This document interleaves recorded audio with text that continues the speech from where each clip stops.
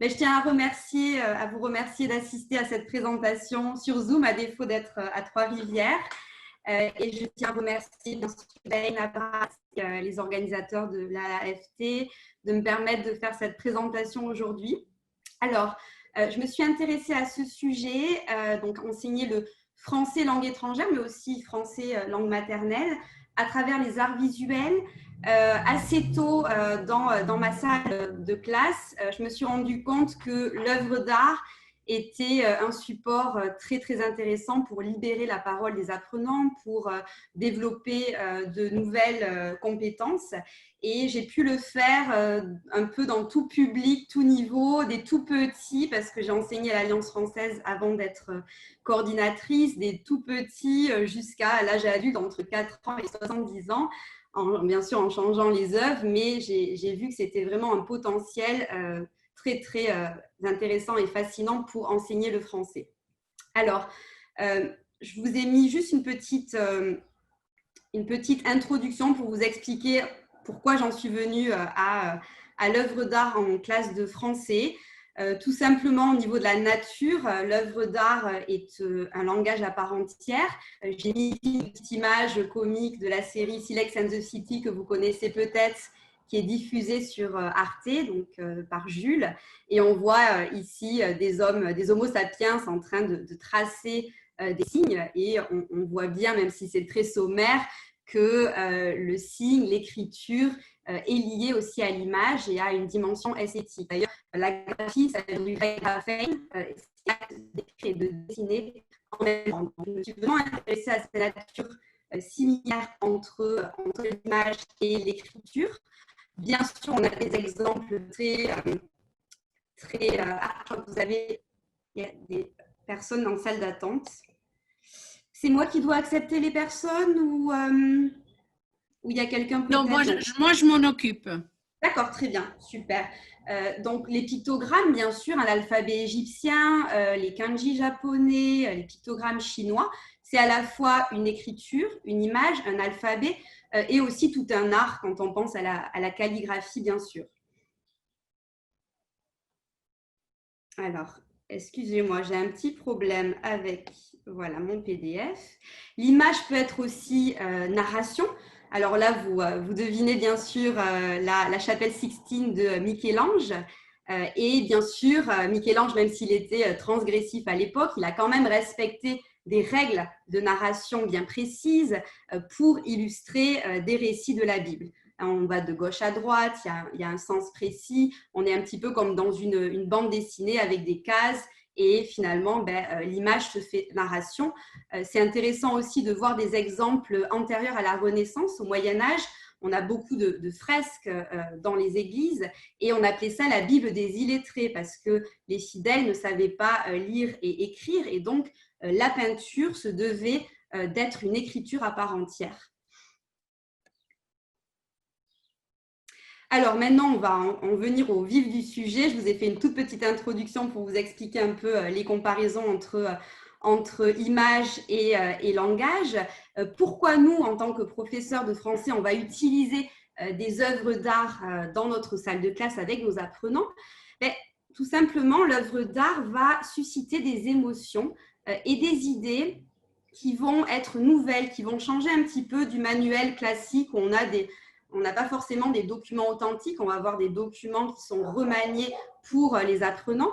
Là, ça va donner lieu à quelque chose de nouveau, ça va parfois libérer la parole et ça va développer aussi une confiance en soi.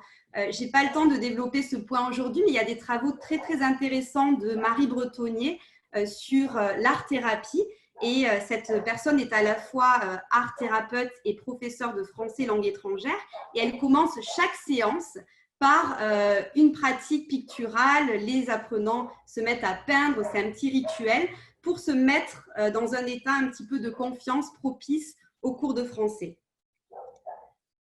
Alors aussi, l'image et l'œuvre d'art va toucher l'apprenant par une autre manière que celle des mots. Et ça, c'est très intéressant à analyser. Je vais vous montrer un petit extrait, une petite vidéo sur YouTube de la réunion des musées nationaux. Alors, ce sont des enfants vous allez voir, bien sûr, ils ne sont pas apprenants de français, ils sont français, donc ils parlent très bien la langue, mais vous pouvez avoir ce type de réaction aussi avec des élèves débutants ou intermédiaires en français.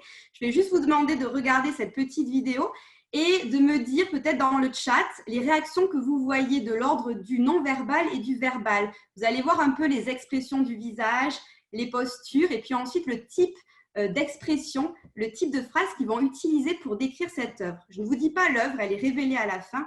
On va en discuter un tout petit peu après. Alors, est-ce que vous voyez l'art d'en parler? Oui, très bien. Madame, elle est toute blanche. Elle est toute nue. Elle est toute nue, madame. Et on voit ses seins.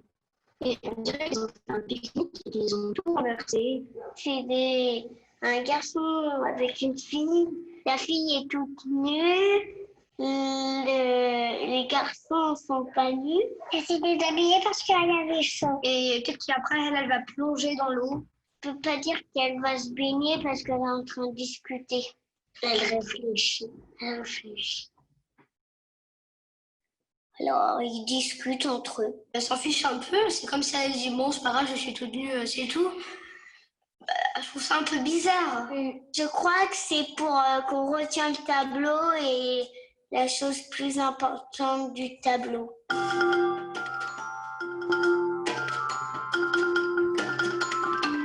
Moi, je préférerais qu'elle se rhabille. Au moins un maillot de bain.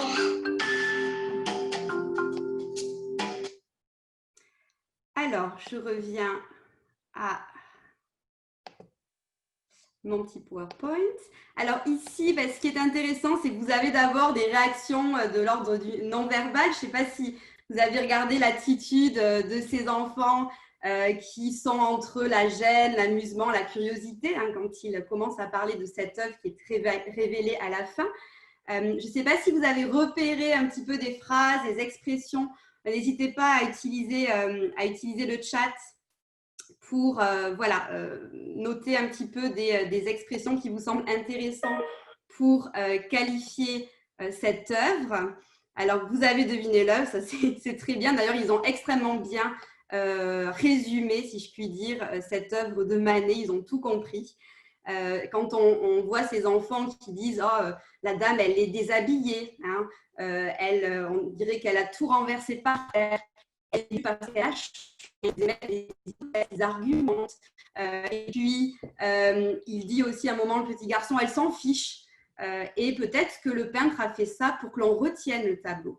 Ils ont tout compris, ces enfants, parce que finalement, ce qui a choqué à l'époque de Manet, c'est justement que cette femme ne soit pas un nu mythologique, sacré, mais qu'elle soit déshabillée à côté de ces hommes habillés, en train de faire ce pique-nique et qu'elle regarde effrontément le spectateur qui devient voyeur. Donc, quelque part, ces enfants, de manière très spontanée, avec leurs mots, ils se sont appropriés l'œuvre et ils l'ont extrêmement bien résumée. À la fin, quand on voit l'œuvre, on a deux petites paroles qui expriment plus de goût. Elle dit « je ferais quand même être habillée ». Oui, elle pourrait au moins mettre un maillot de bain. Ça, c'est intéressant aussi parce que en cours de français, on va pouvoir utiliser l'œuvre pour parler de ses goûts, de ses émotions, de ses préférences. On va pouvoir comparer aussi des œuvres. Et tout ça, ça va se faire dans un climat un petit peu plus peut-être ludique et créatif que si on utilisait un texte d'un manuel plus classique. Alors, je vais revenir à mon petit PowerPoint. Donc, on a parlé du fait de toucher l'apprenant d'une autre manière que l'on le toucherait avec un texte, avec des mots. On a parlé de goût, d'argumentation, avec ce petit extrait sur Manet, Le déjeuner sur l'herbe. Vous pouvez tout à fait aussi en cours comparer des œuvres, par exemple Henri Matisse, Nature morte à la danse de 1909, et un détournement, une citation qui a été faite par Roy Lichtenstein dans les années 70, donc avec le style du pop art. Là, ça peut nous amener à comparer les œuvres. Je préfère l'œuvre de Matisse parce que je préfère l'œuvre de Roy Lichtenstein parce qu'elle est plus moderne. On peut comparer les formes, les styles, les couleurs. Et ça, on a pléthore d'exemples en histoire de l'art entre l'œuvre originelle et ensuite des détournements plus récents. Alors, outre le fait de communiquer, de faire de la production orale autour d'un tableau, autour d'un dessin, l'œuvre d'art va aussi permettre de développer des compétences langagières. J'ai parlé tout à l'heure justement de la comparaison entre Matisse et Liechtenstein. On peut tout à fait utiliser par exemple des comparatifs. On peut de manière très simple travailler un champ lexical, on peut travailler le vocabulaire. Alors là, par exemple, vous allez deviner, n'hésitez pas à mettre des choses dans le chat. Qu'est-ce qu'on pourrait ici travailler avec cette œuvre de Archimboldo? Là aussi, on peut l'utiliser à la fois dans les programmes jeunesse ou adulte. C'est une œuvre qui plaît à pas mal de monde. Autant le déjeuner sur l'herbe de Manet, je vous déconseille peut-être dans le contexte américain. Je ne sais pas du tout quel est votre public. Moi, je sais qu'aux États-Unis, même à New York, il y a des œuvres que je ne me permets pas de montrer par rapport à mes expériences en France. Mais là, c'est une œuvre qui peut vraiment être utilisée pour plusieurs publics. Donc, tout simplement, utiliser cette œuvre pour parler des fruits, des légumes, des fleurs. On peut aussi utiliser le balletto pour parler de la faune et de la flore. On peut utiliser l'œuvre de Renoir pour parler des habits, pour parler de l'intérieur domestique, pour parler de la famille également. Une œuvre de Miro qui plaît beaucoup aux enfants, Chiffres et constellations amoureux d'une femme. Là, on peut parler tout simplement des formes géométriques, des couleurs. Et un autre petit exercice que vous pouvez faire, et là aussi c'est ce qui est intéressant, on peut utiliser l'œuvre d'art des grands débutants jusqu'au niveau C1, C2 confirmé. Il ne faut pas se limiter, se dire l'œuvre d'art ça va être vraiment pour un public très confirmé, très avancé. Non, on peut vraiment l'utiliser de différentes manières et à des niveaux très débutants. On peut tout à fait demander à nos apprenants d'imaginer le titre. Alors, même s'ils connaissent le titre de cette œuvre très connue, on peut leur demander d'imaginer, d'inventer un autre titre. Hop. Excusez-moi, je viens en arrière sans faire exprès. Voilà. Alors, n'hésitez pas à utiliser le chat si vous voulez renommer ces œuvres. Et puis, je pourrais citer quelques titres à la fin. Donc là, bien sûr, c'est le cri de Munch. On pourrait parler de l'angoisse, du désespoir. Ici, une œuvre très différente dans les tonalités. On a des couleurs chaudes, on a des postures lascives, on est dans une toute autre atmosphère que l'œuvre de Munch. Alors, je ne sais pas comment on pourrait baptiser cette œuvre. J'ai un petit peu de mal à jongler avec le chat, ça y est, je vois. Alors, des personnes nulles crient la classe de maths. Rousseau, Matisse. Alors, ici, le titre, c'est Le bonheur de vivre. C'est assez révélateur. On va continuer notre petit jeu de devinettes.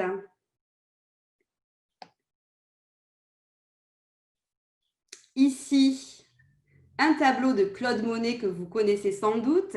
Alors, il s'agit du déjeuner sur l'herbe aussi, mais on peut imaginer une après-midi au bord de Seine, un pique-nique printanier. Donc, il y a plusieurs possibilités. On peut aussi faire de l'humour et changer complètement le sens de l'œuvre avec un titre vraiment un petit peu décalé. Et puis, ça peut être un petit exercice aussi à faire.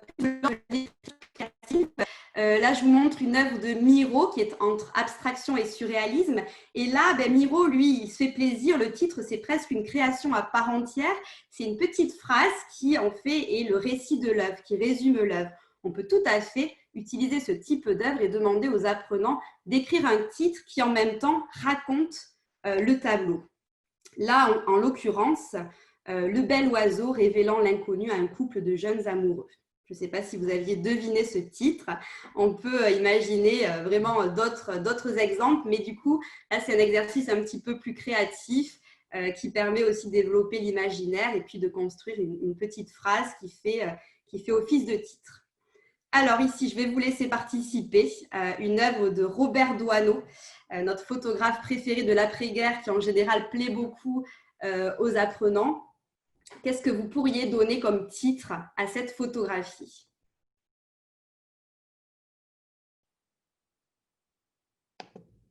Alors, je vais regarder le chat. Alors, choqué, oui, le choc, l'étonnement, très bien. Peut-être plus choqué qu'étonné, enfin peut-être les deux à la fois. Quel scandale! Exactement, là on voit cette femme qui est outrée, qui est vraiment indignée de voir ce nu dans cette galerie d'art. Et on va découvrir le titre ensemble. Il s'agit de La femme indignée, tout simplement, qui est une photographie d'une série de Doisneau qu'il a réalisée en 1948. Une autre photographie de cette série, vous voyez ce monsieur, l'expression du visage est vraiment très différente.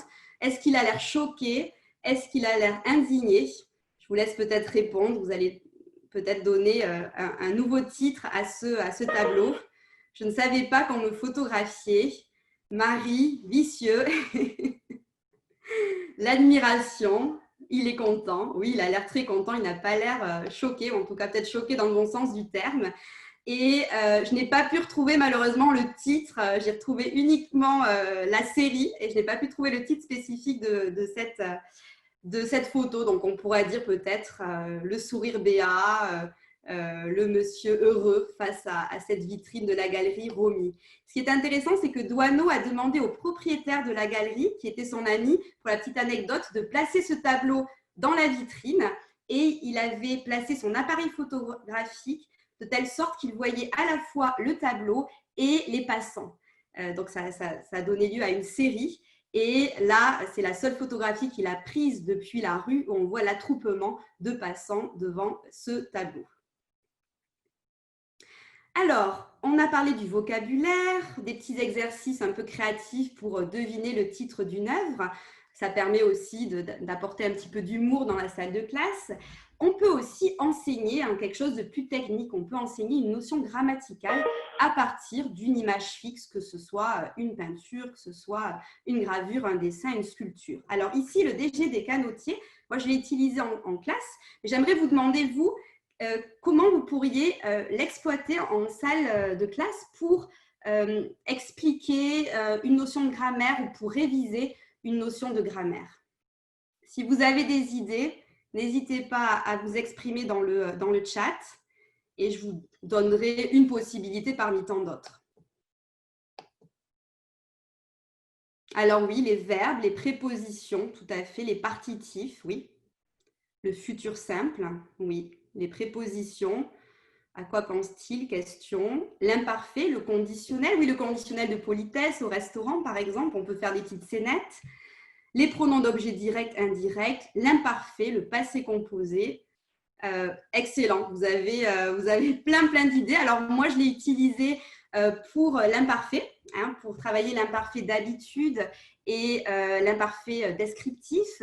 Donc, on a révisé ces notions de conjugaison grâce à cette œuvre et mes apprenants, tout simplement, ont dit, par exemple, à l'époque, les femmes portaient de longues robes, les hommes portaient des chapeaux, ils se retrouvaient dans des guinguettes le dimanche, ils faisaient un tour de barque, etc., etc. Et puis, pour décrire des visages en particulier, la femme sur la gauche regardait son petit caniche, sur la droite, une femme semblait s'ennuyer au milieu d'une conversation, au fond, la jeune femme au chapeau rêvait et se tenait à l'écart du déjeuner.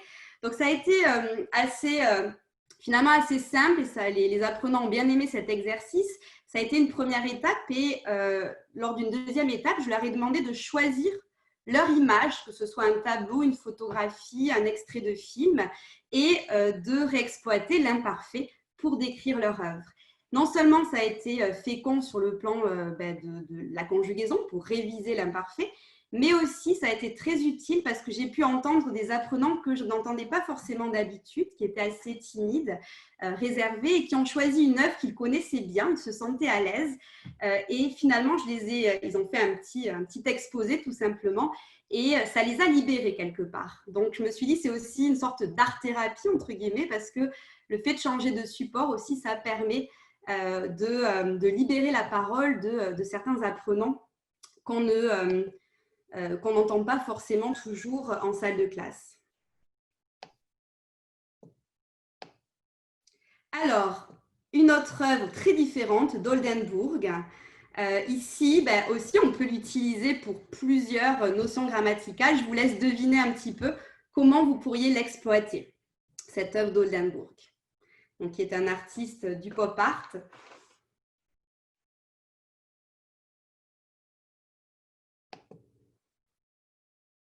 Oui, tout à fait. Je vois les comparaisons.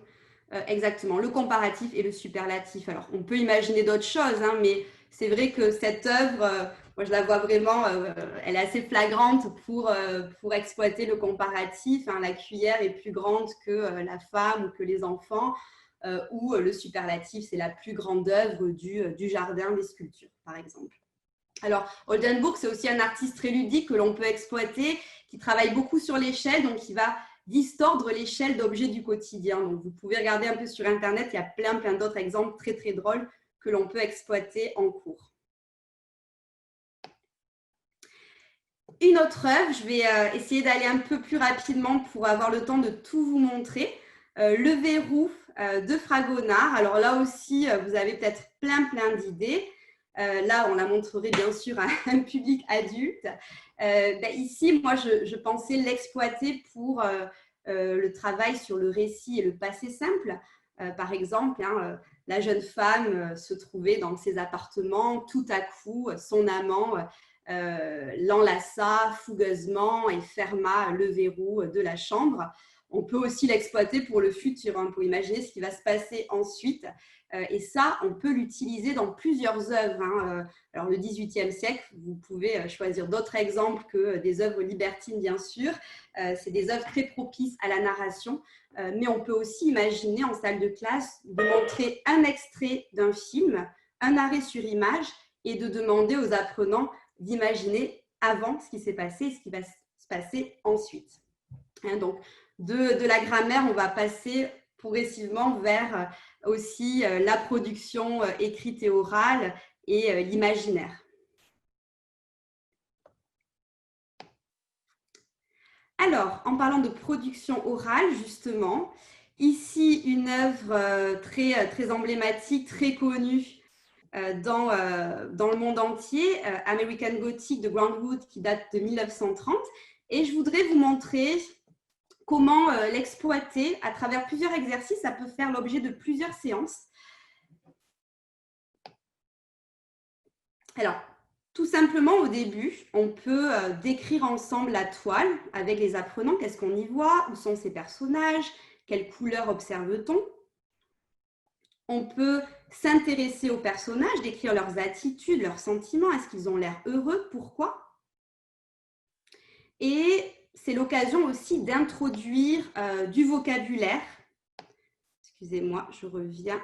Du vocabulaire, voire des expressions un peu familières que les apprenants ne sont pas censés connaître. Alors là, j'imagine cette séance pour un niveau plutôt intermédiaire, B1, par exemple, bouder, en avoir marre.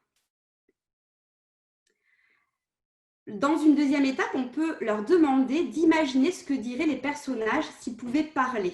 Alors ça, c'est quelque chose qui, en général, qui est très ludique, qui plaît beaucoup. On peut faire, moi j'ai fait cet exercice avec des groupes de 2, bien sûr, pour imaginer ce dialogue. Et je leur ai donné une petite contrainte, parce que parfois, je ne donnais pas de contrainte et c'est un petit peu difficile de démarrer quand on a trop de liberté. Donc, je leur ai donné un petit papier à chaque groupe, avec une indication. Ils devaient suivre cette thématique qui allait orienter leur dialogue. La joie de vivre, là je me suis amusée parce que c'est complètement décalé par rapport à la représentation de l'œuvre. Être décroissant, là j'ai joué un petit peu avec les époques, avec l'anachronisme, parce que c'est une œuvre réalisée en 1930 Or, voilà, décroissance, c'est un concept contemporain. Scène de ménage, là, c'est un peu plus littéral. Petit meurtre entre amis, là, c'est pour insuffler un petit peu de suspense dans le dialogue. Et ça a très bien fonctionné. Alors, j'ai bien insisté sur le fait qu'ils devaient écrire d'abord leur script et puis ensuite le faire à l'oral. J'ai donné une estimation de mots aussi pour la longueur. Et le but aussi, c'est de s'amuser. C'est aussi de les désinhiber parce que ce n'est pas facile d'apprendre une langue étrangère. On a parfois l'impression d'être ridicule, de mal prononcer. On a horreur de passer à l'oral. Et justement, le but ici, c'est de mettre nos apprenants dans un état, une atmosphère de confiance, de bienveillance et aussi de s'amuser. Ça a donné lieu à des dialogues vraiment très drôles. Troisième étape, on a visionné la vidéo « Amusez-vous, amusez-moi ». Donc, une vidéo que vous pouvez trouver sur YouTube. C'est une série diffusée sur Arte avec des tableaux vivants. Alors là, je vais vous montrer justement l'œuvre avec le dialogue en question de American Gothic. Je vais partager tout de suite mon écran et vous montrer cette petite vidéo.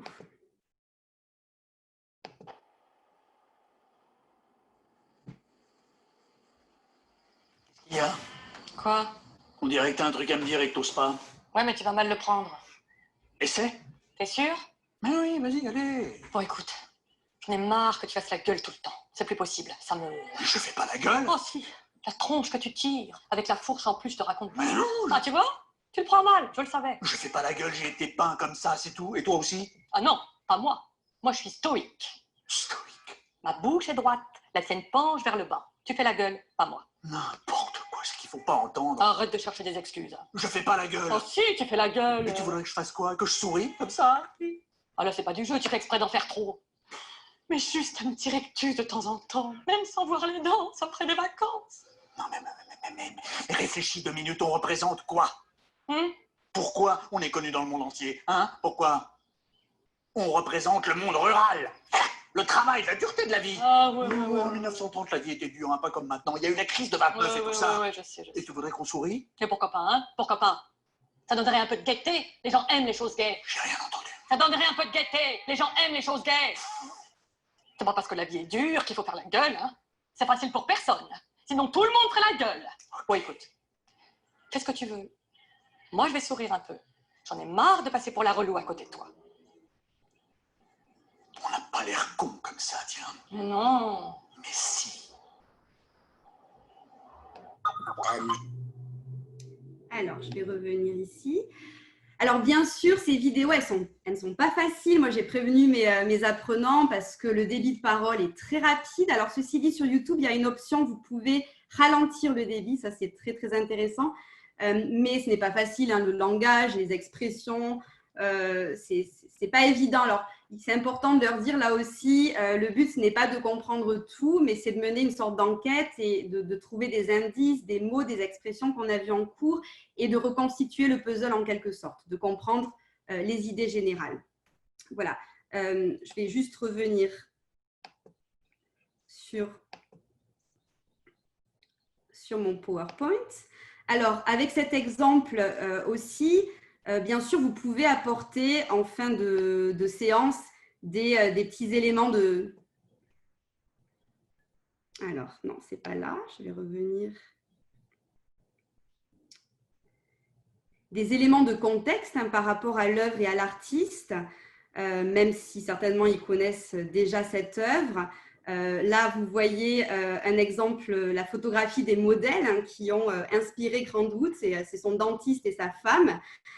Et vous voyez qu'ils ne sont pas très commodes, ils ressemblent fortement à leur portrait. On peut parler bien sûr de la Grande Dépression qui a suivi la crise de 29, du symbole, de l'allégorie du monde rural, ce que dit le monsieur dans cette vidéo, l'austérité, le travail dur, etc. Voire faire des comparaisons aussi avec l'époque actuelle. Le but de ce type d'exercice, c'est de rendre l'apprenant spectateur-créateur. C'est-à-dire que non seulement il va travailler des éléments de langage, il va travailler différentes compétences, mais aussi il va libérer son imaginaire et travailler le français d'une manière un peu différente, comme je l'ai dit au départ, documents remaniés qui sont faits à destination d'apprenants de français langue étrangère. Et moi, j'aime beaucoup utiliser le hors-champ en photographie ou dans le cinéma parce que le hors-champ, c'est ce qui est au-delà du cadre, c'est ce que l'on ne voit pas et ce qui suscite justement l'imaginaire. On peut tout à fait demander à nos apprenants, imaginez ici, vous voyez cette photographie de Doisneau, que sont en train d'observer ces écoliers derrière la fenêtre. On peut donner des contraintes. Si vous êtes en train de travailler le passé composé et l'imparfait, ils devront exploiter un maximum ces temps-là. Ça peut être un champ lexical si vous travaillez sur un vocabulaire en particulier. Il ne faut surtout pas hésiter à les orienter, mais ça aussi libère un peu l'imaginaire et la parole du côté des apprenants. J'aime beaucoup cette citation de Marcel Duchamp, donc un artiste du XXe siècle, qui disait « Le regardeur », alors c'est un concept qu'il a inventé, le regardeur fait le tableau, le regardeur fait l'œuvre. Et l'apprenant va aussi interpréter l'œuvre, va la compléter grâce à son interprétation et en même temps va s'approprier la langue française. Donc j'aimerais terminer sur cette idée de l'apprenant spectateur-créateur qui est vraiment pertinent par rapport à une démarche actionnelle aussi dont on parle beaucoup dans l'enseignement des langues. Le but, c'est bien sûr d'ancrer l'apprenant dans une réalité, une situation, de le rendre acteur, qui ne soit pas passif à mémoriser des listes de vocabulaire ou des phrases qui sont sorties d'un contexte en particulier. Pour le coup, l'œuvre d'art est vraiment propice à cette démarche actionnelle. Je vais vous mettre juste ma dernière page. Alors, c'est vraiment très, très sommaire. C'est une petite cytographie, bibliographie pour l'utilisation des œuvres d'art en classe de français et aussi la personne que je mentionnais, Marie Bretonnier, l'art-thérapie au service de la pédagogie du français langue étrangère. Et je vous remercie pour votre attention et je suis disponible si vous avez des questions. Je regarde peut-être le chat.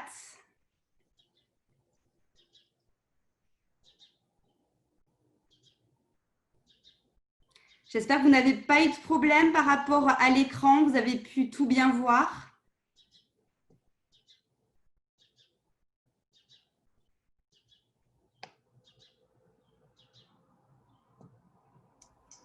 Très bien, mais merci beaucoup, merci à vous tous et si je n'ai pas trop dépassé au niveau du timing, je me tiens à votre disposition si vous avez des questions.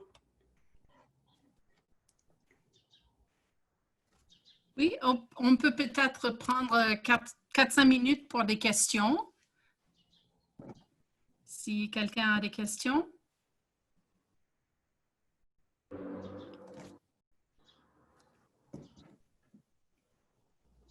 Peut-être pas. Vous allez utiliser des œuvres dans vos cours, donc je suis très heureuse. Oui, on va enregistrer le chat. Donc, si vous avez des questions, vous pouvez les poser dans le chat. Pardon, certains n'ont pas vu le dernier titre, la photographie de Doisneau. Ce sont les écoliers curieux. Les écoliers curieux.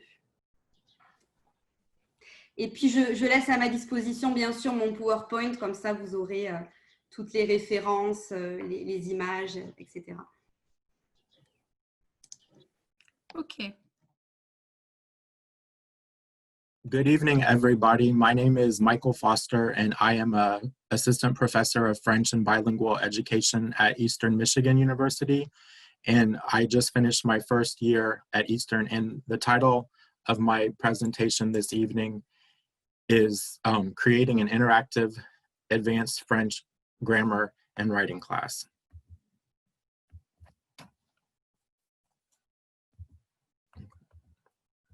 So to first give a little bit of context for the course that I taught this last fall in my first year, it's an advanced study of morphology and syntax in French where students develop all their skills where they will read and write and present and interpret, do the 3 modes of communication. And this is one of the last 2 French classes that's required for the French major at Eastern Michigan.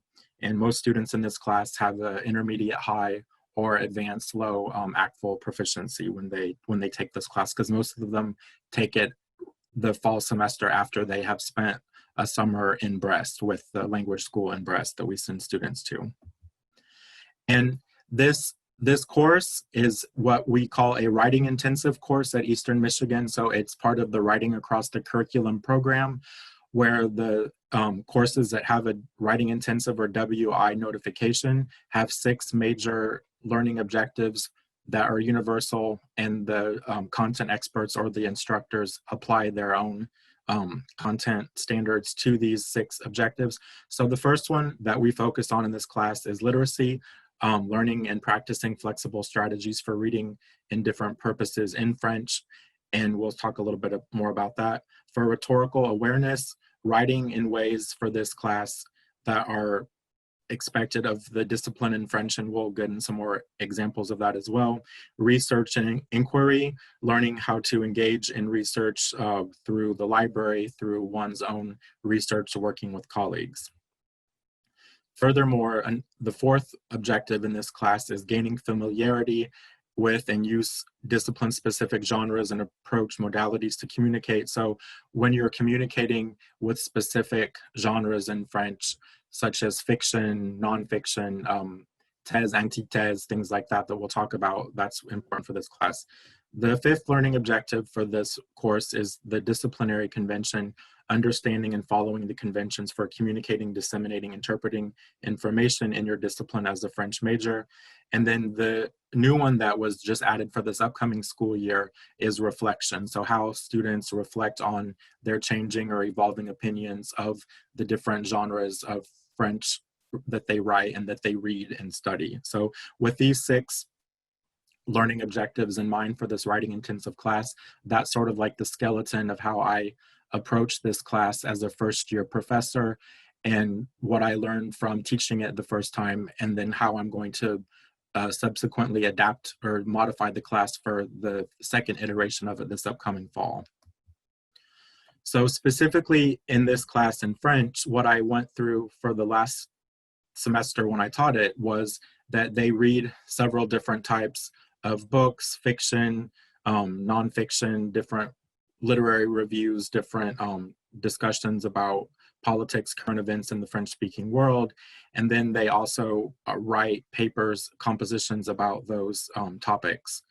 And then for rhetorical awareness, students are writing and editing rough drafts. They do peer edits with their colleagues, and then they send me the first draft after they edit with their colleagues, and then I give them feedback, and then they write a final copy of it.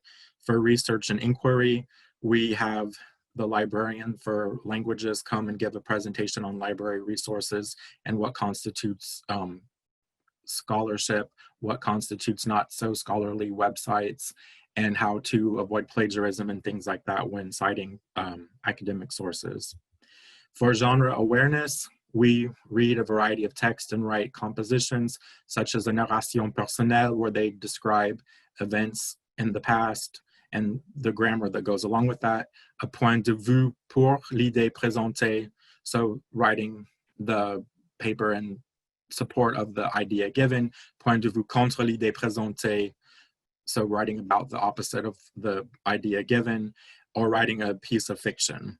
And for disciplinary conventions, for French, this means ensuring that the ACTFL standards, communication, cultures, connections, comparisons, and communities are incorporated into the 3 modes: interpretive, interpersonal, and presentational. And like I said earlier, for the fall semester 2020, students will be adding a reflection component to their essays, where they will sort of like keep a reflection journal throughout the semester on how their views on these different genres have changed. So that being said, the first time that I taught this course was fall 2019. I was a brand new professor at Eastern Michigan, and this was my first time teaching a course like this. So I told my students from the beginning, you guys are my guinea pigs. I'm doing this the way that I understand that it's been taught, and I'm open to suggestions on how to modify things. So that being said, I kept a fairly tight textbook-centered curriculum, which I know isn't the best, but since I was doing it for the first time, that was a risk I took. And we do use the textbook Réseau for this class. Students primarily read genre-based texts based on the composition topics that were given to them that were showed earlier. So there was a lack of variety in the different kinds of texts that we read. And the texts were selected by me throughout the semester. And so the students didn't really have a lot of input or agency on what they were going to read. They were mostly things in the textbook or other short stories or poems that I found from different French books that I had. The review of grammar that was incorporated into the class to help them prepare the reading comprehension and then writing their papers was primarily a review of grammar as one would teach it in an intermediate course or a bridge course, and not really in depth enough connected to the literature that we read or the different texts that we read or watched. So students had comments about that. And there was not very much spontaneous in-class writing. I had students work in small groups to write different things and present them, but I could tell that they wanted to spend more time on in-class writing and make it more spontaneous and real for them. And as I said, because it was primarily textbook centered, I showed a few videos, a few songs, a few news clips from online, but students wanted obviously more than just that. So after the fall semester was complete and I got my teaching evaluations for the course, the students were very nice and very honest about the class. And because I had been honest with them, they were gracious in their evaluations, but they obviously did give very constructive feedback. And a lot of them said they would like a wider variety of readings to be read and discussed in class. And they wanted more practice with spontaneous in-class writing and editing. Some of them wanted to work on things like a cover letter or resume if they were applying for jobs after they graduated, if they were like going to apply to be an assistant in France or something like that. They wanted help with that. Some of them wanted to write movie reviews, restaurant reviews, if they were going to write on Facebook or share information with French-speaking friends. Some of them that were really creative wanted to write skits and perform skits. Some of them wanted to write poetry, different genres. So they were making those suggestions. And then a lot of them wanted a more in-depth explanation of grammatical structures beyond the Rizzo textbook, and they wanted to see examples of it in the different genres that we were reading and discussing in the class. And additionally, students wanted more types of media to be used in the class, such as music, film clips, news broadcasts, to be sources of input for the discussions and the impromptu writings. And additionally, another proposed change that will come about for the second time this class will be taught is students will keep a reflections journal, like I said earlier, to help them document how their knowledge on the topic is evolving and changing throughout the semester as they read different kinds of text, research their different ideas on how they're going to respond to things in the composition prompt, and then as they write and edit with their peers more actively and present it into the class discussion. And then additionally, what I'm going to do is have the students be more active and more of an agent in the learning process to help it become even more student-centered.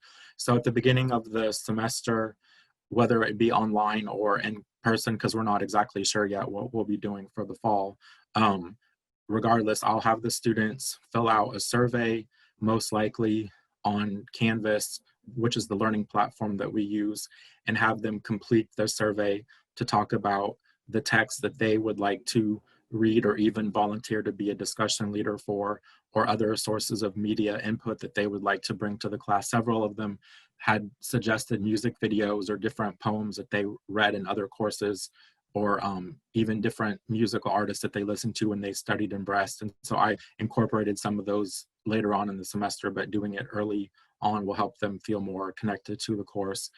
And they'll have those on the website for me to see throughout the semester.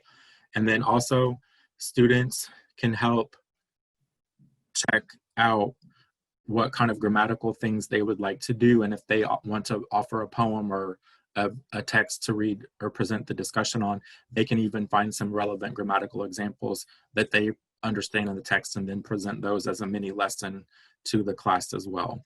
And then finally, something I think would be really interesting would be having a student conference where they sort of have one day where they present the final draft of their paper to the class, like almost like a mini undergraduate symposium or mini undergraduate writing workshop where they present their final paper to the class, just because sometimes I would call on them to describe their final paper to the class and they were sort of skittish about that. But if we sort of have that built in, they can know and prepare for that and help each other out with that.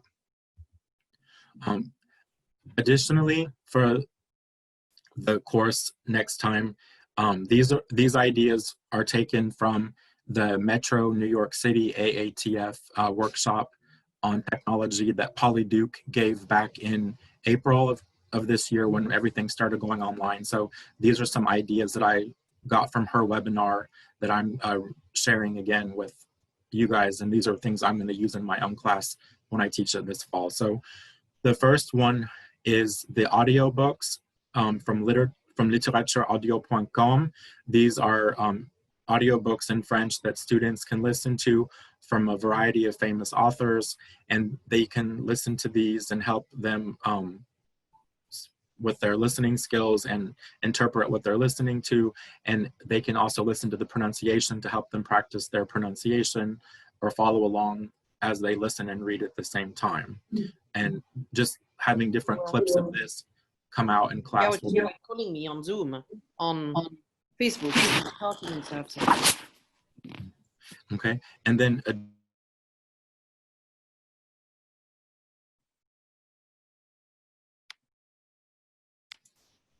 okay, thank you. And additionally, the online digital library is an idea that I got from the Michigan Foreign Languages conference back in October. One of the instructors at that conference talked about a digital library that he used with his German class, and he said he collected all of the final papers for the compositions that students wrote, and he put them on an online archive, sort of like if you have a file storage or a file drive on like Google Classroom or something, where students can have all the different papers that they write throughout the semester posted their final draft there. That can serve as starting as a library for future classes. So when they ask for examples of the different kinds of essays or pieces that they'll write for the semester, you can have this digital library there for students to see what was done in the past, and they can sort of get inspiration that way. And then additionally, something that I do with my other French courses that I've taught in the past, such as French Civilization, I even believe that digital storytelling, even at the 400 level, is a great way for students to be creative and make a YouTube video with Windows Movie Maker, for example, where they have the text that they wrote, and then as they're narrating the story, reading it out loud or acting it out with puppets or whatever, they can make a creative video of their story, of their personal narration, or of their piece of fiction that they wrote, and act it out and make a video of it and share it with their classmates. Because I had several students in my advanced conversation class this past semester write musical videos based on different stories that we read, and they presented their musical videos as an honors project for the end of the semester. So that's something that I'll incorporate into this class next fall. Okay. And then additionally, the idea of even using Kahoot or Quizlet to help review grammatical structures or themes in the texts that we read prior to a test. I know younger, well, not younger, but lower level students really like Kahoot as a way to review for a chapter test, but even more complex questions with more complex grammatical items are good for even the upper level. And even students at this point, since they're more advanced in the language, students themselves could write a Quizlet or a Kahoot quiz that they could share with their classmates in class, or it's a way that they could review for a test or help review ideas prior to writing a paper outside of class as well. So all of these things being said, just to sort of reiterate, I am in the process of aligning my course activities with the stated learning objectives for this writing intensive course. there's a lot of ideas that I know I've shared pretty quickly, but I just am someone that likes to write everything down and have it for a future point of reference. So I'm making sure that the activities that we do in the class align with those 6 learning objectives for this 400 level course, so that when students are finishing the French major, they've gotten a good knowledge of the different genres that they read and write about. And that I also want to ensure that we have a student-centered and interactive class, so that students feel like they get really something out of the class, and that their agency will help them participate and be even more involved with it. And finally, being creative and being fun and having appropriate resources to ensure an innovative course. So obviously with future iterations of this course next fall, and then the following falls that I'll be teaching this class, it's really something that's like very organic, that's going to change. And I tell my students, you know, it's always open to being molded, to being changed for the new views and the new needs of each semester. So it's something that I really want to make creative and fun for them, so that they enjoy reading and they enjoy writing at the advanced level. So if they graduate and go on to become a French teacher, or they go on to work in the Peace Corps or an assistant, or even in the travel industry, hotel industry, they have these creative skills that they've learned to use for the real world. And so finally, I guess the 2 questions that I would ask you guys are, what questions do you have for me following this presentation? Or else, what suggestions do you have for me to use in future iterations of this course? So I am not totally dead set on one way or the other. I'm very flexible in what I do as an instructor, because I'm learning about this institution where I'll stay for the bulk of my career. So I'm very interested in what suggestions you guys have as well. And then finally, the resources that I used for this presentation. So thank you very much. Je vous remercie. Do you have some time for some questions? Yes. Okay, so there's a good question. Sorry, this is Catherine Ousla. I'm sorry, this is a quick thing. So Sandra asks, can you speak more about your reflection journal? How many times will they write in it? Will it be graded? If so, what type of rubric would you use to grade it? Many questions from Sandra. What is your objective in asking for the reflection journal? Merci. So the reflection journal is the new component of the class, where the university has stipulated that all these writing intensive courses will have some kind of reflection component. So the reflection will most likely be genre specific. So it will be a very general prompt asking the students, how has your view of the genre, so how is your view of fiction, or how is your view of narration personnelle, or how is your view of the past tense, like passé composé, plus que parfait, imparfait? How is your use of grammar when writing in the past or narrating in the past changed or adapted? What examples did you see in a text that we read in French? And so it will be just very open-ended, and it will only be like a very small part of the course grade, because the main thing is just to use the students writing as a way for them to like physically map out their knowledge of the genre and how it's changed. And so it's the rubric for that will be something just like a holistic rubric. Have they answered the questions? Have they given specific examples? Because I would probably on some of those answers quantify and say give 2 or 3 specific examples for each question, like 2 or 3 specific examples of how the grammar knowledge has changed, or how your content knowledge of that has changed. And so it would probably just be on this part of it, a holistic rubric, like seeing how well they've answered those questions. And so the point is just to get them to like physically think about it and put down examples of that. So I would follow-up question for that is one person asked it, is this in English or French? The reflection part will be in French, but if the students are more comfortable writing about it in English, this specific reflection part, then I would be happy to have them write in their L1 or their first language.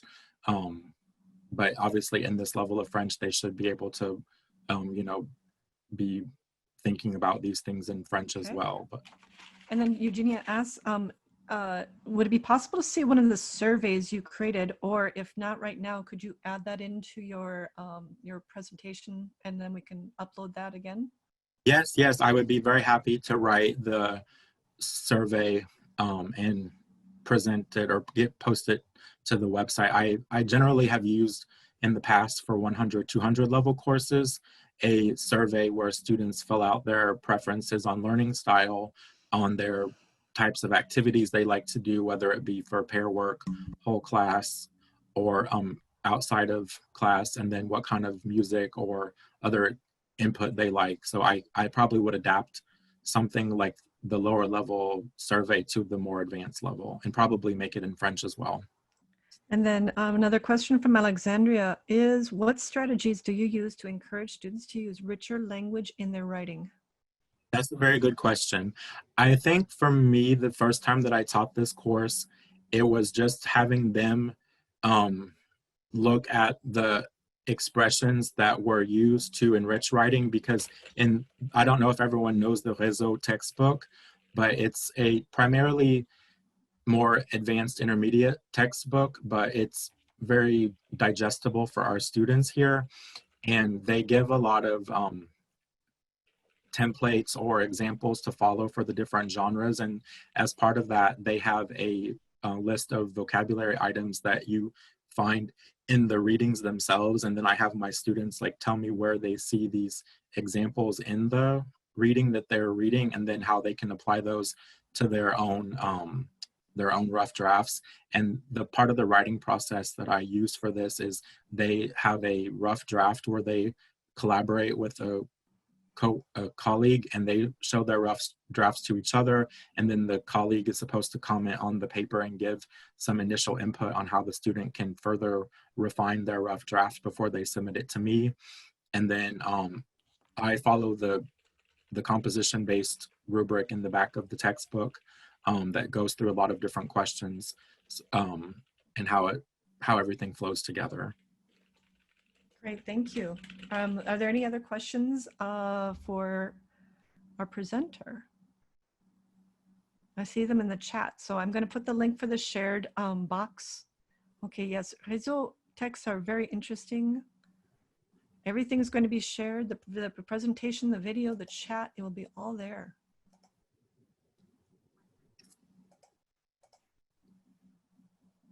Okay, last call. Michael, I think someone asked how you handle different drafts within Canvas. Bonjour, Katie. Great to see you. Good to see you too. I would say for the different drafts, I just post each draft as a new assignment that's to be uploaded. And I usually take the average of the two drafts as the final grade for that paper. And I label every assignment link on Canvas as fiction, première G, fiction, copie finale, something like that, so that the students know it's a brouillon, première G, first throw, first draft, or a rough draft, and then copie finale, so that they all know exactly which draft they'll be uploading to where on Canvas. So it's all very clearly labeled. And then I read the documents, and usually I'll turn the PDF into an annotated PDF where I comment on the paper, or sometimes I'll convert it into a Word document and make my comments electronically in the paper. But obviously if students say they prefer a hard copy, I'll print off the paper and they can try to read my hand scratch handwriting comments.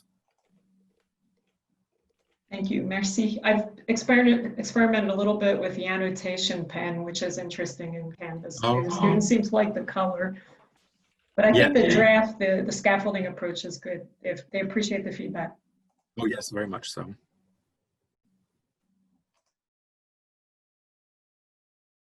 Parfait, bien. Bonjour à tous. Un grand merci à Jane et à Catherine pour tout ce travail extraordinaire. Et puis pour cette immense participation, c'est vraiment magnifique. Donc un grand merci. Je m'appelle Anne Lair, je suis un professeur lecturer at the University of Utah. Je dirige le programme de langue Et je travaille également au niveau de l'État. Je suis directrice du programme Bridge, c'est-à-dire un programme universitaire enseigné aux élèves qui ont terminé le programme AP avec un 3 minimum lorsqu'ils sont au lycée. Nous aurons l'occasion donc de voir un des projets qui a été réalisé. Et moi, je m'appelle Valérie Sen, je suis maintenant formatrice des formateurs. Je prépare les profs soit en immersion ou soit au niveau élémentaire. Et j'étais l'ancienne prof d'immersion en français. Donc voilà. Hop. Alors, je pense que le nom vous est familier, hein, Donna Clementi, qui est une formatrice extraordinaire, qui, elle, a bien mentionné, commençons par la culture et la langue suivra. Et c'est donc le motto qu'on va utiliser et que j'utilise. J'ai l'occasion de co-écrire des livres. Et donc, c'est comme ça qu'on a mis vraiment la culture au cœur de la leçon. S'il y a une des choses qui représente vraiment l'enseignement que nous avons ici en Utah, aussi bien au niveau universitaire qu'au niveau du French Dual Immersion, c'est d'avoir cette idée d'avoir les 5 C et d'avoir les Integrated Performance ensuite. Mais on va donc mettre la communication au cœur de tout ce qu'on fait.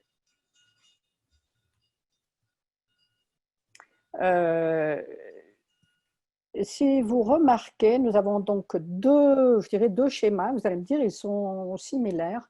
En fait, dans celui de droite, nous voyons que nous avons la sociolinguistique, la culture sociolinguistique, qui est vraiment au cœur de ce qu'on va faire. Donc, nous avons les Proficiency Guidelines qui sont à gauche. Mais n'oublions pas que plus on va monter en proficiency, plus la place de la culture va être importante, telle que par exemple au niveau avancé, on va demander et dans votre communauté, que se passe-t-il? Et au fur et à mesure, donc on va devoir, je dirais, se distancer du moi. Donc c'est pour ça que je tenais à avoir la place de la culture devant vous. Nous allons donc regarder quelques cadres culturels. Nous avons les 5 C de Hackford en 1996. À cette époque-là, je dirais, je commençais mon master et j'ai eu l'occasion de travailler sur un manuel. Et c'était vraiment, je dirais, la façon dont on écrivait les tâches. C'était des questions fermées. Hein. C'est pour ça que après ça, on a pensé différemment. Et quand vous y pensez, bon, nous, ce qu'on fait, c'est cette idée de pouvoir comparer, de contraster. Vous allez me dire, nous n'avons pas le contrasté dans les 5 C, mais on peut l'imaginer. Et de voir justement comment les cultures, et c'est ça ce qu'on va vous montrer tout à l'heure, comment on va passer de culture 1 à culture 2, tout en faisant des connexions pour pouvoir monter non seulement en proficiency, mais pour pouvoir être, je dirais, au courant de ce qu'on font, de ce qui se passe dans l'autre culture. Les 3 P, donc 3 ans après, 1999, et donc ils vont nous permettre aussi d'avancer. Cette idée de produit est bien sûr vaste. Je pourrais prendre Notre-Dame de Paris, un livre, un plat, et puis de voir à côté, donc, et d'utiliser ça comme base et de demander quand, comment, où, qui, mais aussi avec des prépositions telles que avec qui manges-tu, par exemple, de qui parles-tu, on peut donc modifier ça. Et ceci donc permet aux apprenants je dirais, d'avoir plusieurs possibilités. Le but est d'arriver à des perspectives pour arriver à comprendre la culture 2, et c'est ce qu'on appelle le pourquoi des choses. Je vous ai mis un exemple, donc, et vous pouvez mettre dans le chat des petites réflexions si vous voulez. Si je vous donne le terme galette, donc n'allez pas tricher, mais le but c'est de voir comment vous utiliseriez le terme galette ou à quoi pensez-vous quand vous y pensez. Et ensuite de réfléchir, donc vous imaginez, vous êtes en salle de cours, vous avez vos apprenants qui vont répondre à quand, qui, où, comment, avec qui, pour qui. Et puis, vous pouvez, bien sûr, avec ça, vous pouvez avoir différents verbes. Donc, soyez créatifs. Je vois déjà que les choses arrivent. C'est magnifique. Hein, très bien, la Bretagne. Vous voyez, on a déjà la culture. Et puis, ensuite, vous allez avoir donc les perspectives, donc le pourquoi des choses. Et c'est ça ce qui devient intéressant. Voilà. C'est bien, c'est bien. Je vois que tout le monde rentre. C'est parfait. Je vous ai marqué, je dirais parce qu'on n'a pas beaucoup de temps, mais Valérie, l'an dernier, on a donné un atelier exactement il y a un an. On a fait cette expérience et donc j'avais marqué le terme galette. Et je vous ai donc donné différentes définitions. Vous l'avez deviné très très bien. Donc la crêpe salée, la farine de sarrasin, hein, le buckwheat. En Belgique, c'est quelque chose d'un petit peu différent. Ça peut être aussi la petite galette pur beurre, la galette bretonne, galette Saint-Michel.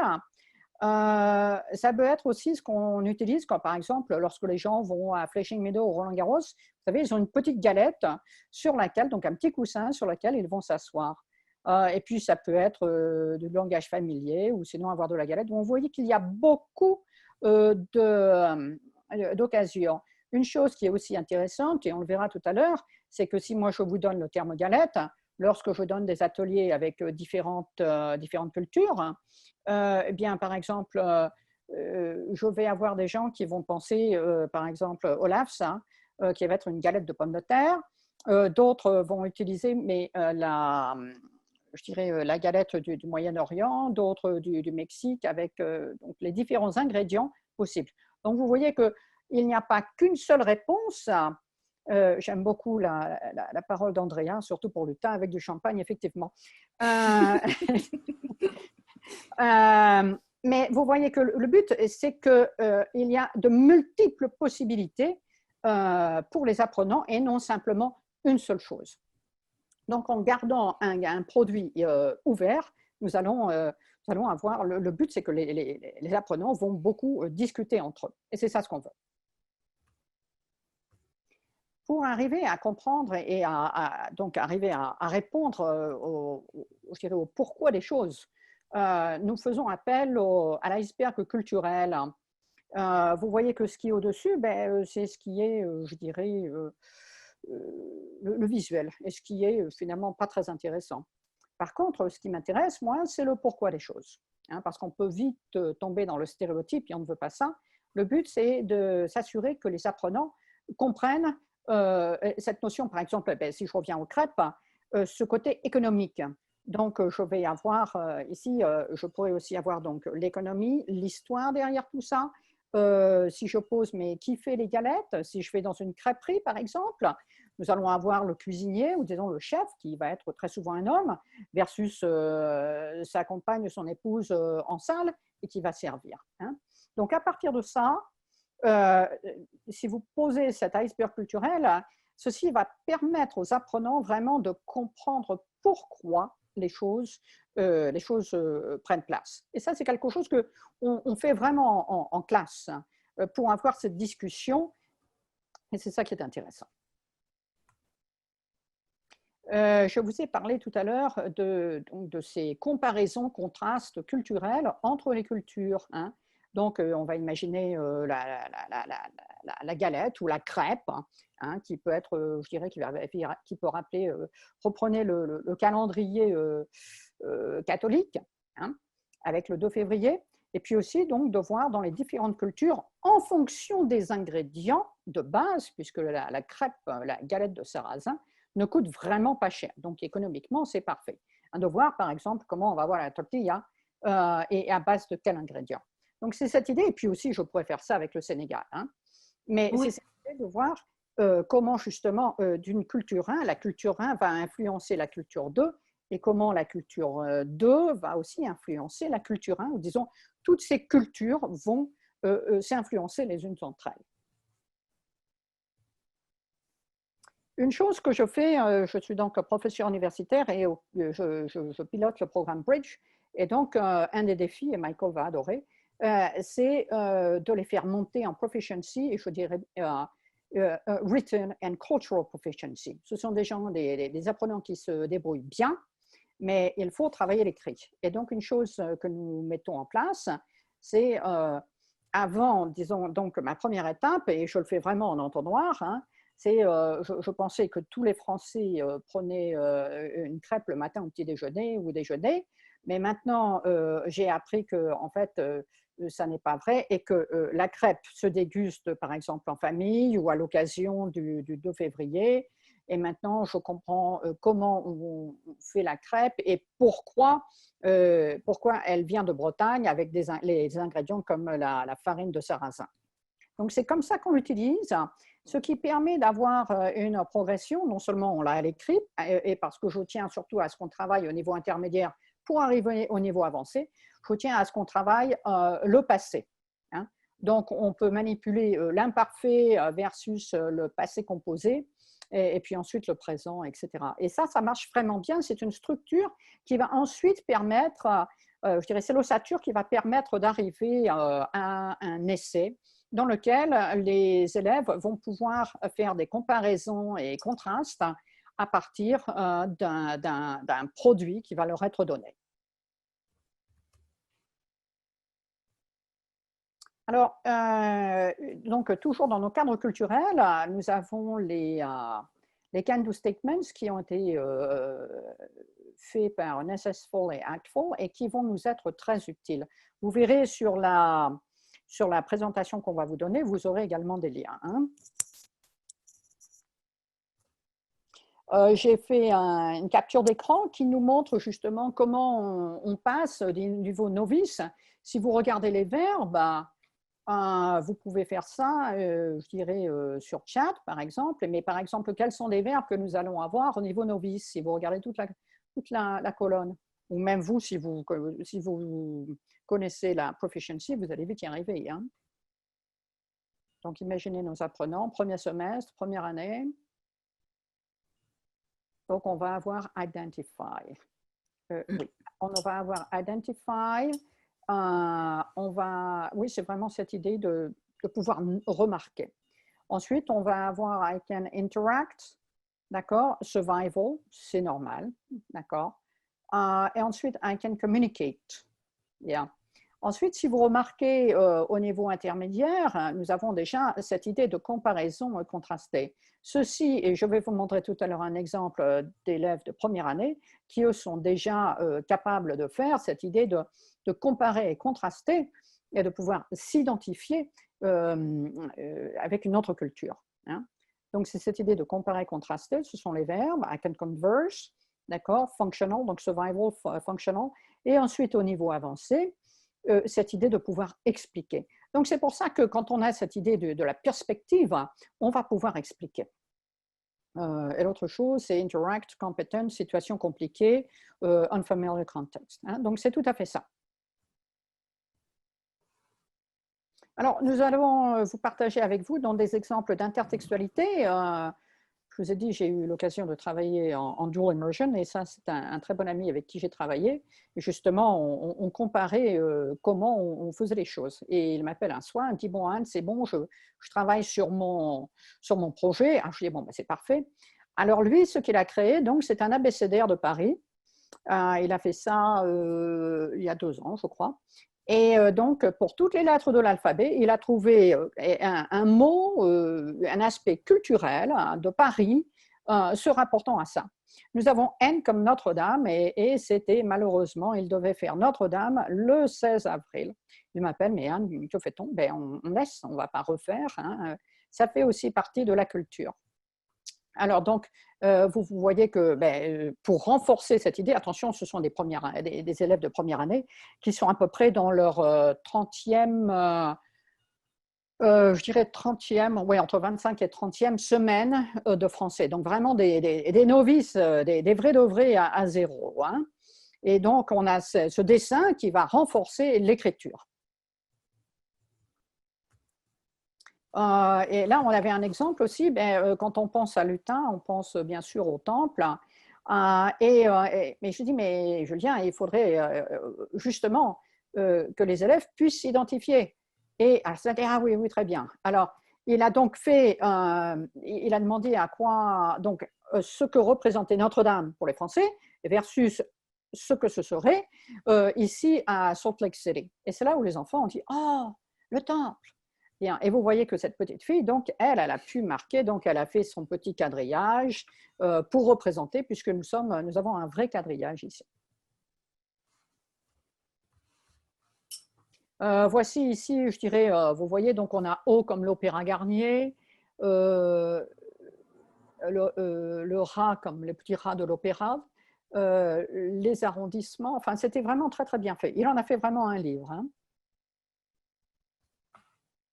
Et donc, l'idée aussi, c'est de produire de l'écrit. Hein.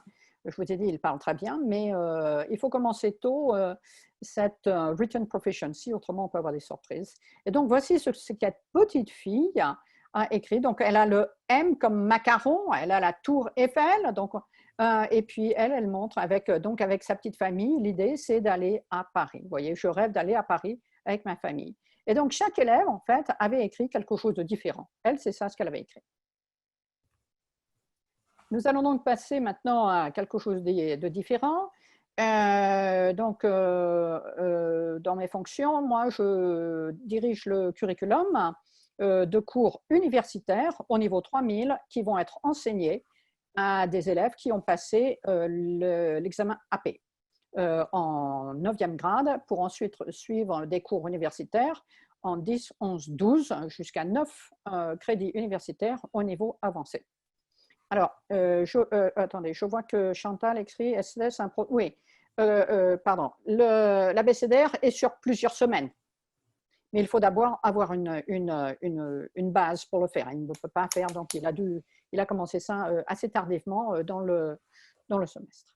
Donc moi, ce que je fais faire un Project-Based Learning, un PBL, de manière à ce que nous ayons cette étape, et aussi à ce que les élèves, enfin mes étudiants, travaillent en groupe et puissent vraiment avancer au niveau de la proficiency. Donc le but, c'est qu'ils se détachent de moi, mais pour vraiment comprendre ce qui se passe au niveau de, je dirais, de leur communauté et aussi dans le monde.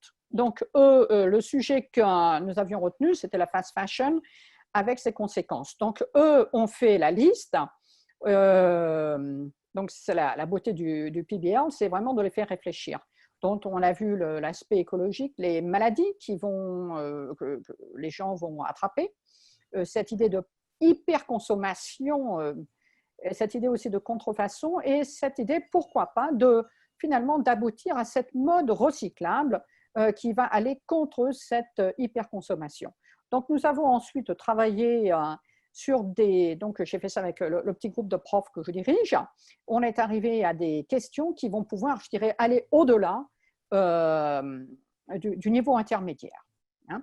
Mais c'est cette idée donc de prendre ses responsabilités et aussi d'influencer les autres. Donc, il y a eu des projets de groupe. Et l'idée, c'était de créer une enquête ou de faire un sondage. Donc, il a fallu qu'ils interviewent plusieurs personnes dans leur entourage et dans les autres cours au lycée. Et ensuite, il y a eu une petite vidéo et on va voir si on a le temps de montrer. Valérie, on a le temps, tu penses? Ça va être super rapide. On va vous montrer juste quelques secondes de la vidéo.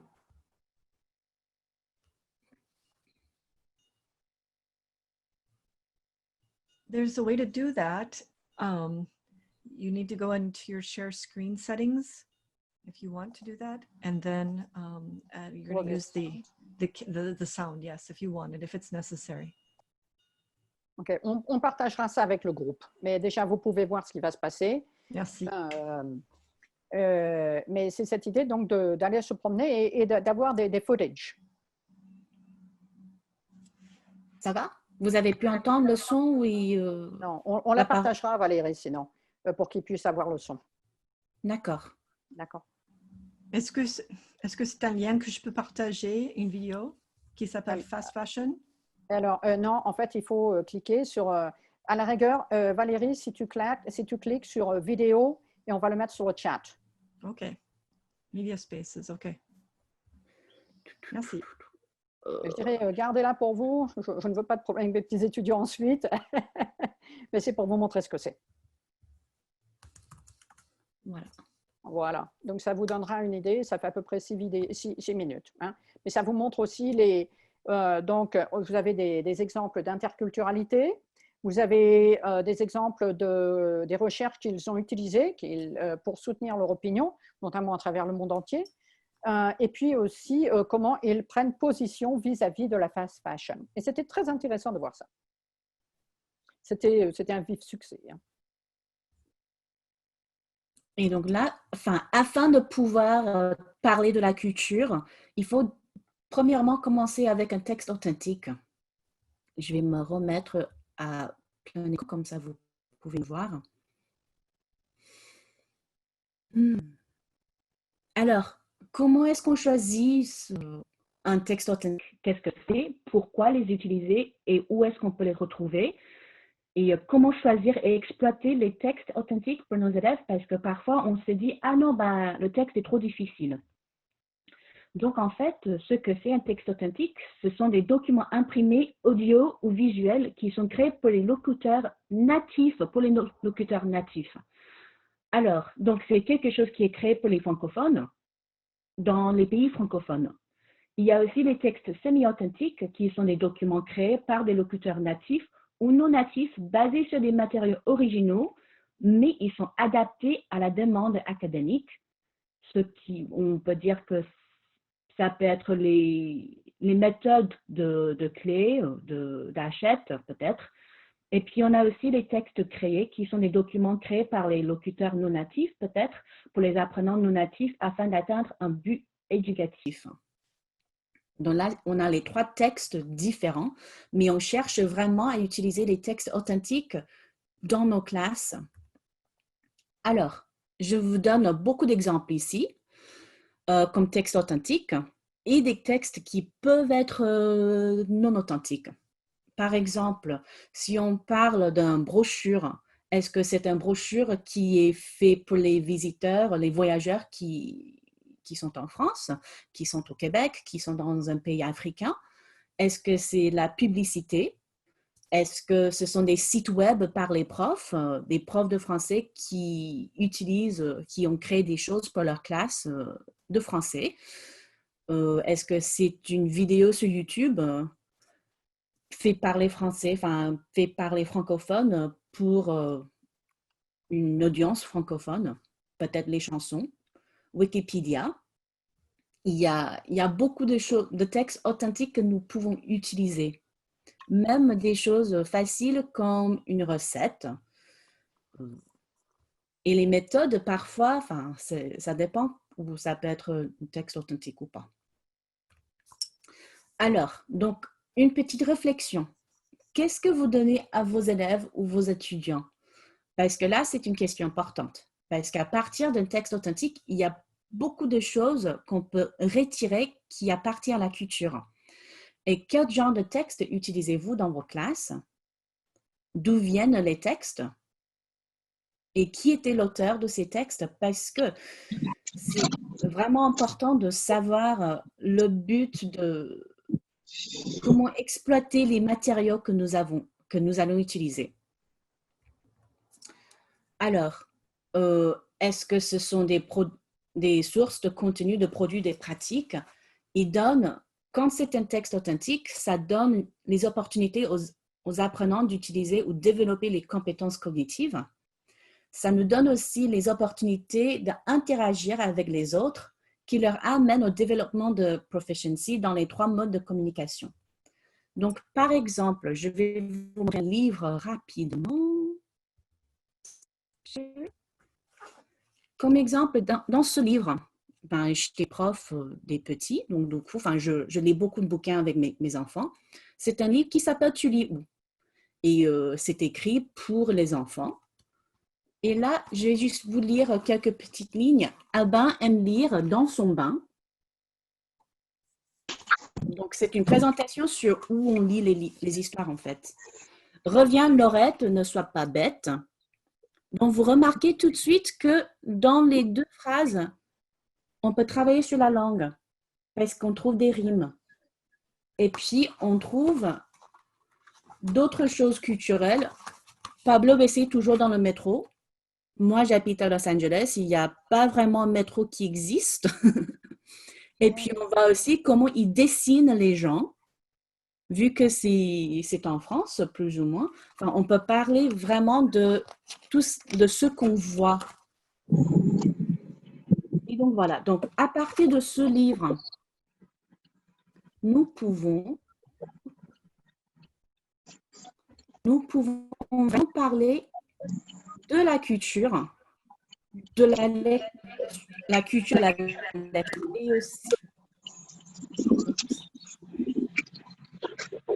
et aussi la culture de la vie en général. Où est-ce qu'ils lisent? Est-ce qu'on arrive à lire dans un métro selon où on habite? Est-ce qu'on peut lire dans un bus? Est-ce qu'on va à la bibliothèque? Et puis, on peut aussi faire cette connexion à la personne. Est-ce qu'on achète des livres en librairie? Est-ce qu'on peut lire à un café tranquillement? Où est-ce qu'on lit à l'école? Il y a dans mon hamac à la bibliothèque. Et là, on peut reprendre les mots et le vocabulaire que nous utilisons dans le livre, qui est aussi appliqué dans la culture et dans l'apprentissage. Et donc, en fait, même dans un tout petit niveau, on peut parler de la culture tout de suite, de la culture française, de la culture francophone. Et en plus, on peut leur montrer les vidéos aussi. Donc voilà, il y a quelques ressources pour vous. Je vais bien vous montrer aussi les grandes ressources sur TV5 Monde. En fait, quand j'en suis au collège, j'ai utilisé beaucoup les vidéos de Adomania. Et là, il parle de... Enfin, il y a toujours une vidéo qui dure de 2 minutes 15, comme vous pouvez voir ici. Et là, pour mes collégiens, ils étaient là, ils ont regardé la vidéo. Et ils étaient étonnés. Mais comment ça se fait que mes bateaux, comment ça se fait qu'ils utilisent les verres, des vrais verres, et ils ont des vrais couverts? Et donc, du coup, on a parlé vraiment de cette idée d'écologie, de l'importance de la bonne nourriture en France et dans les pays francophones ou dans d'autres pays. Et donc, du coup, mes élèves, ils étaient vraiment intéressés à ce que les enfants mangeaient en France. Et donc, de cette partie-là, on a pu discuter de l'importance de la nourriture saine, de la nourriture qui ne sont pas trop procédées, et ce n'est pas du tout comme ce qui est offert ici aux États-Unis, enfin, au moins dans où j'habite. Donc, si vous avez l'opportunité, TV5 Monde vous offre beaucoup de ressources qui montrent cette idée de culture, enfin, qui est déjà dans les matériaux que vous pouvez vraiment exploiter, et vous pouvez créer ces conversations. Parce que là, je peux prendre cette vidéo en tant qu'une vidéo de la nourriture. Qu'est-ce que vous aimez manger? Et on peut parler, j'aime bien manger la pizza, j'aime bien manger l'hamburger, j'aime bien ça, ça, ça. Mais en fait, ça nous amène à parler de la culture, et cette culture où on mange ensemble, et le fait que les élèves, ils peuvent tous manger à la cantine, ou ils peuvent partir à la maison et manger à la maison. Donc ça, c'était un côté culturel qui a remarqué beaucoup chez mes élèves, en fait. Et je pense que c'est tout de ma part. On va vous donner dans le chat aussi le lien pour ce diapo. Vous pouvez l'utiliser et vous pouvez. Est-ce que vous avez des questions?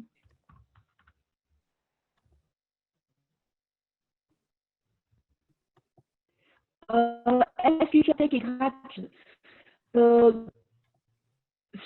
Ce n'est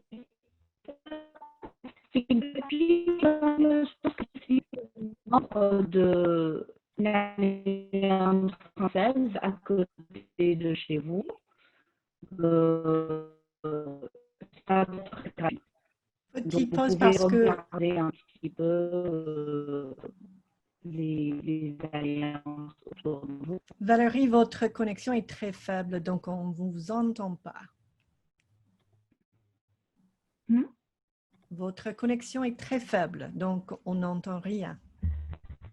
Et vous êtes... Est-ce que vous m'entendez mieux maintenant? Non, non plus.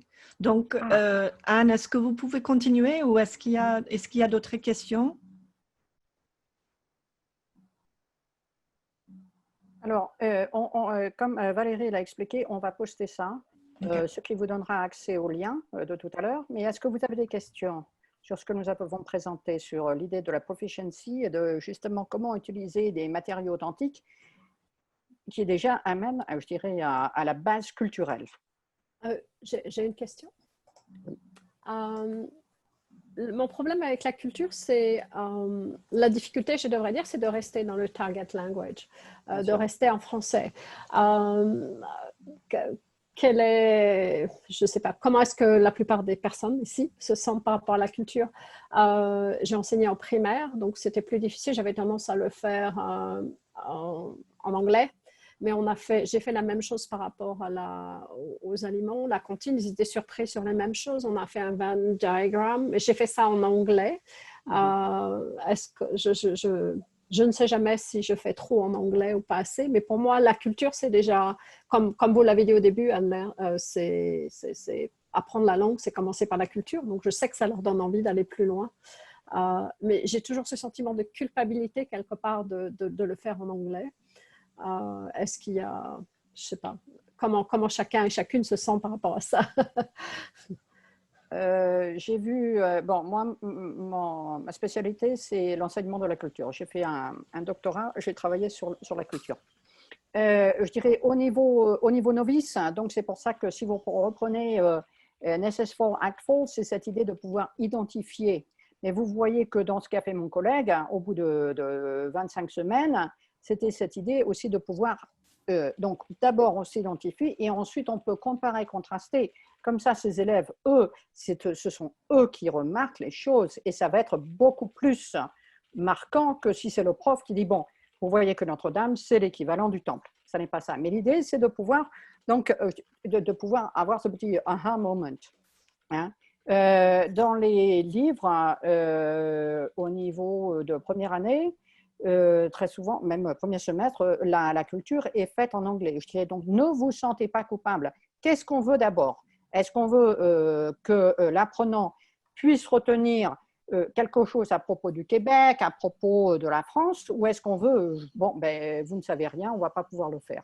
Donc l'idée, c'est déjà de pouvoir avoir, je dirais, cet épanouissement, même en anglais. Et je dirais, ne vous sentez surtout pas coupable. Et après ça, bon, il va falloir, je dirais, aller au-delà. Donc, si vous pensez, par exemple, Novice High, même au niveau intermédiaire, alors là, Novice High, on peut déjà tout à fait être dans la target language en français. Vous savez, vous avez des petits textes qui vont être très courts. Ça peut être des petites vignettes de bande dessinée. Je dirais, dans mon bureau, j'ai toujours des petites figurines d'Astérix, Bécassine, que j'achète au Galeries Lafayette. Et donc, quand mes étudiants viennent me voir, ils savent toujours, et puis j'ai une collection de petites voitures aussi françaises, alors ils sont déjà, waouh! Mais déjà, le fait qu'ils remarquent, ah, c'est différent. Chez Handler, ça doit être français le truc. Bien, mais c'est ça ce qu'on veut, c'est pouvoir cette idée de remarquer. Et puis, avec les petits, je pars toujours avec les bouquins, les albums français, où il y a vraiment beaucoup de culture dedans. Il faut vraiment les exploiter. Comme là, dans cette histoire, où ils lisent sur son lit, à la bibliothèque. Mais à la bibliothèque, est-ce que la bibliothèque a l'air pareil que notre bibliothèque ici? Est-ce que c'est comme une librairie? Et quand Albin qui aime lire dans son bain, est-ce que nos bains ont l'air pareil? Parce qu'on remarque tout de suite qu'en France, les toilettes et la salle de bain, parfois, c'est pareil. Et donc, du coup, parfois, je leur montre les vidéos et ils sont là, mais c'est pas correct, c'est pas bien. Et ils sont étonnés. Mais en même temps, je dis, mais pourquoi est-ce que ce n'est pas bien? Pourquoi est-ce que ce n'est pas correct? et même avec les petits maternels, ils arrivent à dire, enfin, ils se rendent compte, ah, c'est différent, mais ça ne veut pas dire que ce n'est pas correct. Et donc, du coup, à ce niveau-là, on peut parler de la culture. Et donc, du coup, je leur demande, je dis, pourquoi est-ce que vous pensez qu'il y a une salle différente? Et là, ils commencent à dire des petites bêtises. Oh, ben là, on va pas faire caca, là, ça pue, et donc, j'aime pas quand on doit attendre. Donc, enfin, il y a à partir des sources authentiques et des hommes, il faut faire attention à tout ce que vous utilisez pour sortir les idées culturelles. En fait. Des textes semi-authentiques. Les textes semi-authentiques, on peut dire les... On a des problèmes avec le son, Valérie. Toujours? Oui. Ah. Dommage. Je suis désolée, j'ai éteint toutes les autres choses qui utilisent Internet. Ah mince. Je suis désolée. Bon, c'était super la présentation. Est-ce qu'il y a d'autres questions auxquelles peut-être Anne pourrait répondre?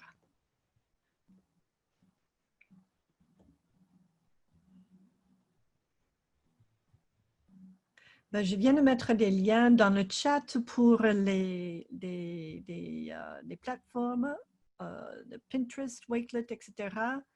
pour des ressources authentiques. Et puis, il y avait des questions pour les accents. Selon ce que vous utilisez, je suis sur un Chromebook. Et en fait, si vous mettez le clavier international, c'est assez facile à mettre tous les accents, en fait. Parfait. Et, oui. Je vais mettre aussi ce lien pour expliquer comment le faire.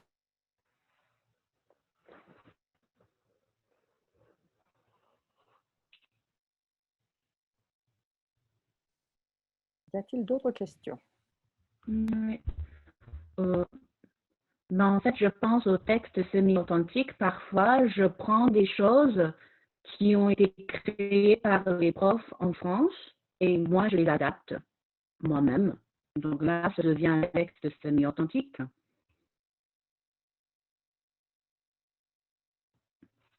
Est-ce que vous avez d'autres questions?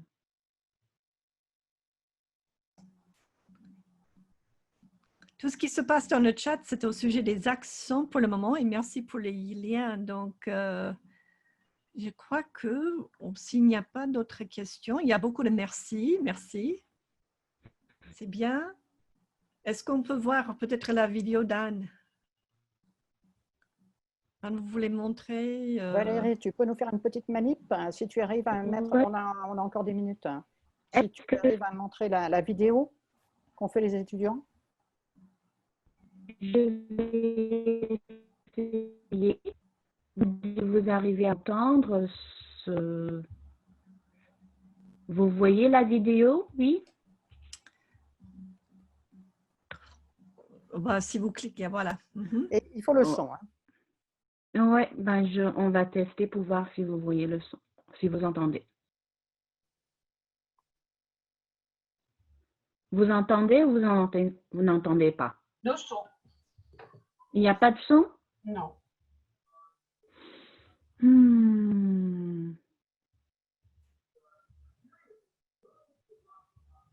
Je sais pas. J'arrive pas à ajouter le son en fait. Attends, je vais peut-être essayer depuis le mien. Désolée, je ne suis pas la reine de la technologie. Hein. Je ne suis pas comme Catherine. Non, new share, stop share. Donc, voilà.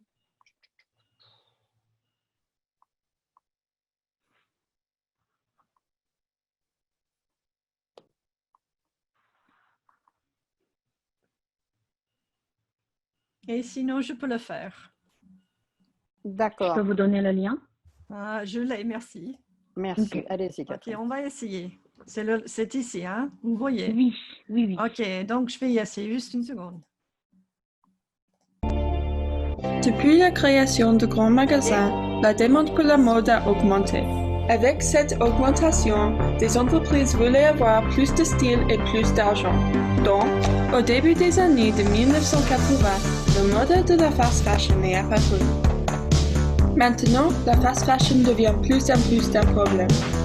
Des marques comme H&M, Forever 21 et presque toutes des marques à des centres commerciaux vendent de la fast fashion.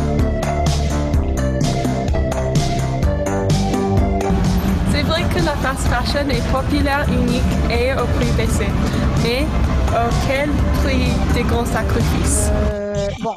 Vous avez donc accès, je pense, sur chat, la vidéo. Voilà. OK. Et que je continue ou ça va pour le moment? Parce que ça ne marche pas là sur le Media Space, am I correct? Ça marche. Si, vous n'avez rien entendu? Ah non, j'ai bien entendu. Ok. Je vois bien la vidéo aussi. J'ai rien entendu. Ok, super. Donc Valérie et Anne, vous avez beaucoup partagé aujourd'hui. Et puis, si je me souviens bien, on a Michael qui est toujours là. Est-ce qu'il y a des dernières questions pour Michael?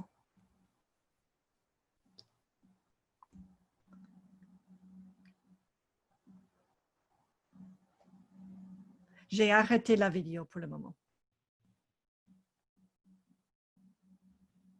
OK, donc on va dire un super grand merci à Valérie et Anne et aussi à Michael. Tout le monde qui a présenté aujourd'hui, c'est vraiment, c'est du beau. Chaque fois qu'on partage comme ça, c'est quelque chose d'extraordinaire de se réunir, de voir ce qui se passe dans le monde des professeurs français autour des États-Unis. Il y a une question en anglais. Who is the publisher of Réseau? Michael, can you answer that? Yes, it's Cengage Publishing. I have a copy in my basement if anyone needs I a have copy. a copy. Okay. I want to also thank Elizabeth for her presentation. She started us off. Okay, thank you. Yes. We got, so merci tout le monde de votre patience avec les difficultés techniques. Merci beaucoup à tout le monde. Oui. Et n'oubliez pas, il y a d'autres webinaires qui continuent cette semaine et la semaine prochaine. Oups. Ça y est? Un grand merci. Il y a beaucoup de merci. Tout le monde dit merci. S'il n'y a pas d'autres questions, un mot découvert is a very good one. I've never heard of that one. Un mot découvert. CEC. OK, Jane, est-ce que vous voulez dire d'autres choses ou Anne Johnson? Bon, je remercie tout le monde. OK, go ahead. Je remercie tout le monde qui a présenté aujourd'hui. C'était très, très intéressant. J'ai eu du mal à accéder au webinaire, mais enfin, j'ai réussi. Et donc, je suis entrée à peu près à 3 heures. Pour moi, c'était à 3h30 à peu près. Donc, j'ai manqué la première partie de la présentation. Donc, oui. Mais comme vous savez, on a bien enregistré la présentation. Voici le lien pour les autres webinaires de cette semaine et la semaine prochaine. Donc, on espère vous voir. Et si jamais vous avez une question au sujet des ressources authentiques, alors, vous savez, il y a une tonne sur nos plateformes partagées. Oui, et puis si vous voulez savoir plus sur TV5 Monde, je suis en train d'organiser une formation pour les profs sur l'utilisation de TV5 Monde. Comme ça, vous pouvez vraiment entrer et apprendre comment exploiter les ressources audio qui sont offertes. Et vous allez retrouver ça bientôt sur le site de TV5 Monde. Sous l'onglet formation. OK. Bon, on vous souhaite bonne soirée, bonne continuation. Merci Elisabeth, Valérie, Anne et Michael. Et merci Jane. OK? OK, au revoir.